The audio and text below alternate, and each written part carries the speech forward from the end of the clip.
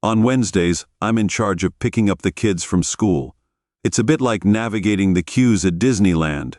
Just when you think you're close to the school, you're guided around another building and forward a little bit. I eventually got to the front of the line and found William and Carol waiting. Now that I'm not allowed to show any affection. You gross dad. What if my friends see you doing that? Yes, they've reached that age where I'm the chauffeur, a TM and food bank pickup on Wednesdays because Barbara has her weekly project review. She manages a development team at the interior design company where she's employed. They do high-end office space and mansions as part of a national organization. They make sure that every project is different. It's the worst when you pay handsomely for something and it ends up in someone else's corporate public relations release.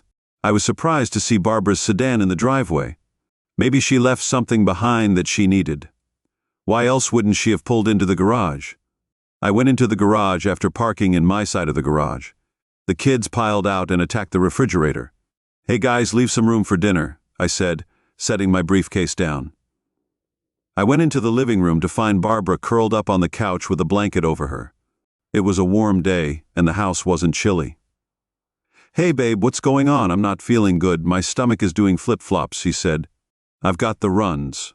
I did one of those self-tests and it came back negative. I think it's the flu. Why aren't you in bed?" I was, but I had an accident. Would you be a sweetheart and change the sheets? 2 steps into the bedroom, I knew what kind of accident she'd had. I went out into the garage and got a clamp to put on my nose and latex gloves. At least all of our beds are equipped with waterproof mattress protectors. It's an old habit from when the kids were little. They used to crawl into bed and sometimes have an accident, but we're prepared for that now. The only time they'll crawl into our bed is when they're sicker than a dog. I wasn't about to fix dinner after that ordeal, so I ordered pizza and took a shower after emptying a can of room freshener. I really hope that I don't get whatever Barbara is fighting. After a week of looking and feeling unwell, Barbara made an appointment to see our family doctor, which was pretty much a waste of time. It's probably the flu, so give it a little more time. See me in a week if it hasn't gone away. 2 weeks later, Barbara went back to the doctor. She'd lost a few pounds because she doesn't want to eat in case she blasts it out the other end. Energy drinks are her thing. The doctor ran some blood work, but nothing was far enough outside of the ranges to warrant any further action. Over the next few weeks, Barbara learned to live with it. She felt shitty, pun intended, and was wearing adult diapers. I also wore baggy slacks to hide the fact. It was up to me to pick up the groceries. I wasn't using a list. It was easier to pay full price and have Barbara put in online orders. The kids and I wanted to do things on the weekend, but Barbara never felt up to it. We did things without her, and our love life suffered greatly. No big surprise there. Who wants to do the dirty when the chance of the bigger dirty lurks in the shadows? At least I got an occasional hand job. Whoopee. After 2 months, Barbara I saw the specialist the day before and the day of her appointment.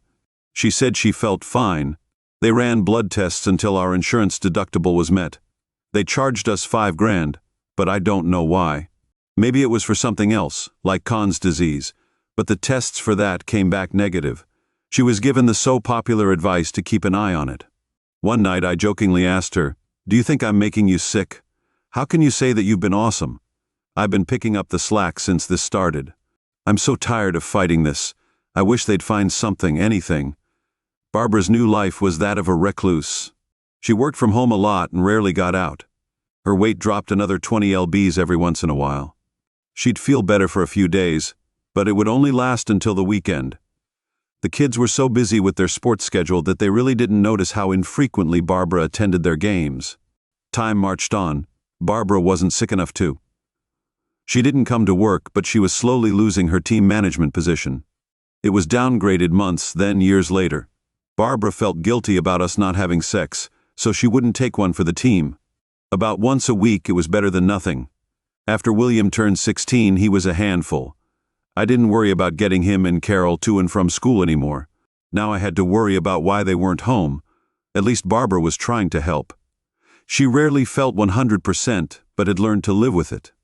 Barbara seemed to be over her intestinal problems for a while, but that lasted only about 6 months.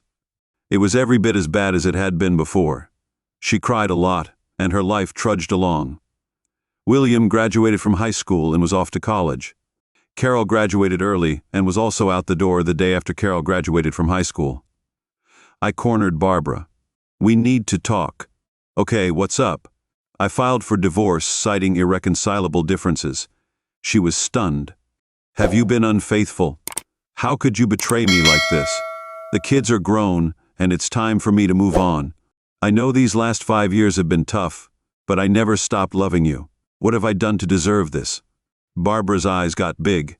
She tried as she might, but she couldn't hold back the tears. You knew that's a stupid question. I've just been biding my time until the kids left for college. It was cheaper to keep you while they were living at home. I hope it was worth it, but Joan, that was years ago. We've already moved past that. I'm sorry, I was wrong and shouldn't have done it. Cry me a river. Wrong or not, you did it and felt no remorse. Hell, you even got back in touch with him when you felt better off. Once I moved out, Barbara perked up instantly.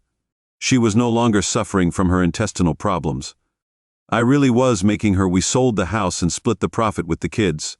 I thought I'd be able to escape counseling, but that wasn't the case. The outcome remained unchanged. I'd rather take my chances than stick with a known cheater. Epilogue. When I found out about Barbara having an affair with Dennis Wilson, I was devastated. I'd stumbled upon Barbara's secret email account, so I set it up on my phone so I could follow her activities. You spend your life. I was devoted to my partner and discovered that I wasn't enough for her. I was determined to make things work, but my attorney made it clear that my future was bleak. I was penniless, and Barbara was moving her lover into the house we'd bought together. I'd spent all my free time restoring it. My attorney advised me that Barbara could file for divorce at any time. I could get divorced at any time and my life would be pretty rough. The downside was enough for me to consider leaving the country.